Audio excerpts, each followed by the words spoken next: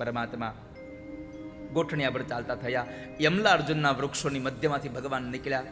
ખાનણીઓ ફસાઈ ગયો, ભગવાને જોર લગાવીને નીચે પાડ્યા તો એમાંથી બે દિવ્ય પુરુષો નીકળ્યા, નલકુબેર અને મણિગ્રીવ. આ બંને જણાએ એટલે કે કુબેરના દીકરા અને રુદ્રના અનુચરો હતા. એ બંને જણાએ ભગવાનને પ્રાર્થના કરી, વાણી ગુણાનું કથને શ્રવણો કથાયા હસ્તૌ ચકર્મસુમન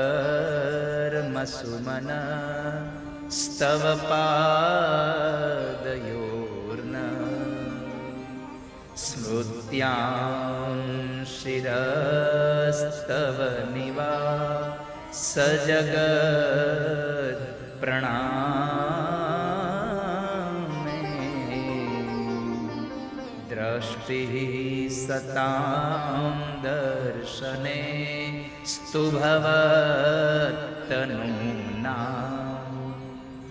ભગવાન, અમને ક્ષમા કરો, અમને માફ કરી દો, પણ અમારા ઉપર એટલી કૃપા કરો, આ અમારી વાણી તમારામય રહે, અમારું મન તમારામય રહે, અમારી ઇન્દ્રિયો તમારામય રહે એટલી કૃપા કરો ભગવાન.